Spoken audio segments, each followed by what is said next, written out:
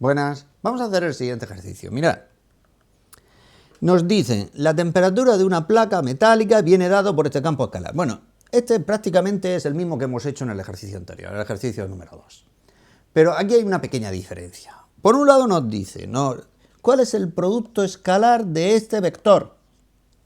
Un vector que ponemos, por el vector que proporciona la dirección de máximo crecimiento a partir de un punto. Esta es la pequeña clave que diferencia del ejercicio anterior. Que proporciona el máximo crecimiento. ¿Eso qué es? El gradiente. Otra vez tenemos que calcular el gradiente en este punto. Pero ahora hago una diferencia. El gradiente en un punto nos da un vector, pero un vector con su magnitud. En este caso nosotros necesitamos ese vector solamente y atendiendo a que va a ser de norma 1, es decir, el normalizado, que es el vector con el cual vamos a multiplicar por este otro. Veámoslo. Por un lado, ¿qué nos están diciendo? Que necesitamos calcular esto, lo que hemos dicho. O sea, la tasa o ritmo de crecimiento del campo escalar nos lo proporciona el gradiente.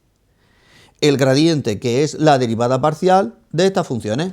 Es decir, el gradiente, que ya hemos visto fácilmente cómo calcularlo, con la derivada parcial de esta función respecto de x, esto se nos va y nos queda menos 8x, y cuando es respecto de y, pues eso se nos va y se nos queda menos 2y. Ya lo tenemos.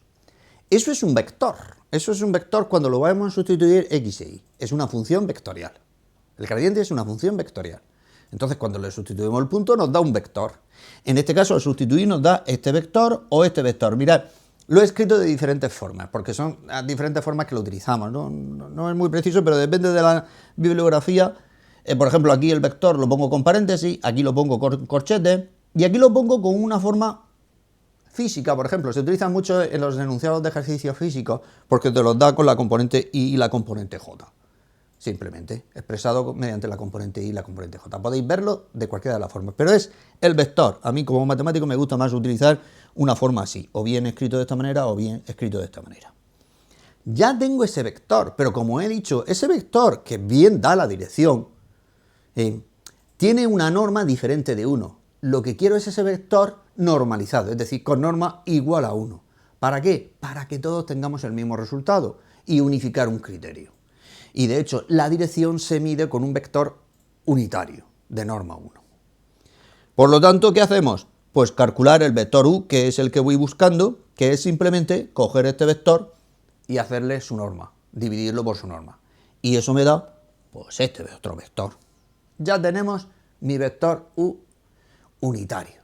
Ese es el vector que me dice, repito, me dice la dirección de máximo crecimiento. ¿Qué me decía el ejercicio? El ejercicio me decía, una vez que tengamos ese vector, multiplícalo por otro vector.